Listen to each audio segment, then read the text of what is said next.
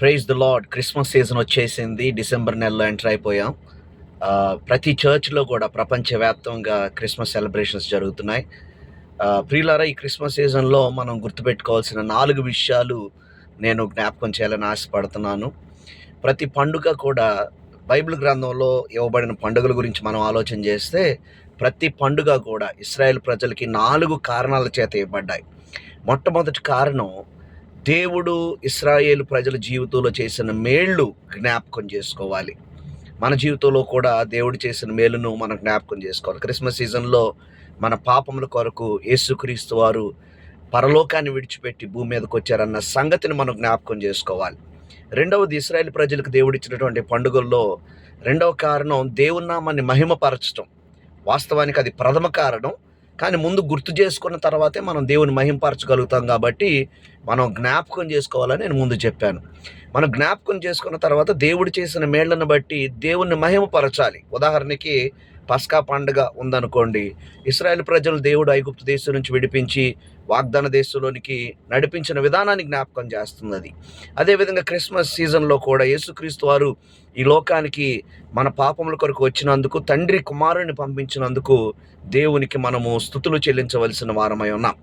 మూడవదిగా, ఈ పండుగలు ఎందుకు ఇవ్వబడ్డాయంటే, బైబిల్లో మనం చూసినప్పుడు తమ పిల్లలకు దేవుడు చేసిన కార్యాల గురించి తరువాత తరముల వారికి తెలియజేయడానికి. ఎందుకంటే మనం దేవుని కార్యాల గురించి తర్వాత తరముల వారికి మనం తెలియజేయకపోతే దేవుడు చేసిన కార్యాలు ఏంటో వాళ్ళకి తెలియవు. కాబట్టి వారికి తెలియజేయడానికి క్రిస్మస్ పండుగ దినాల్లో కూడా మన పిల్లలకు మనం నేర్పించాలి.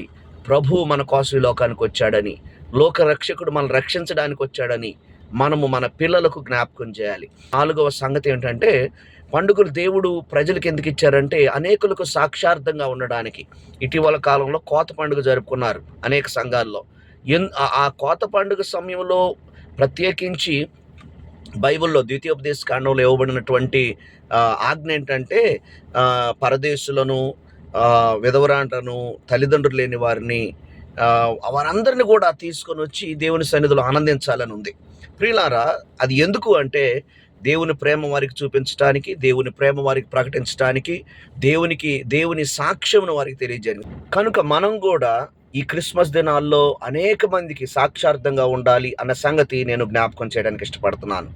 కనుక ఈ 4 కారణాలు కానీ, అనగా మొదటగా దేవుని యొక్క కార్యాలు మన జీవితంలో గుర్తు చేసుకోవటం, రెండవదిగా దేవుని నామానికి మహిమను తీసుకొని రావడం, దేవుని స్తుతించడం, దేవుని ఆరాధించడం, మూడవదిగా మన బిడ్డలకు దేవుడు చేసిన కార్యాల గురించి తెలియజేయడం, నాలుగవదిగా అన్యులకు సాక్ష్యంగా ఉండటం. ఈ 4 కారణాలు నెరవేరేటువంటి పండుగలుగా మన పండుగలు ఉండాలని ఆశిస్తూ ఈ కొద్ది మాటలు ముగిస్తున్నాను. God bless you. Have a blessed Christmas season. మనందరి జీవితాల్లో దేవుడు క్రిస్మస్ ఆనందంతో నింపునుగాక. ఆమెన్.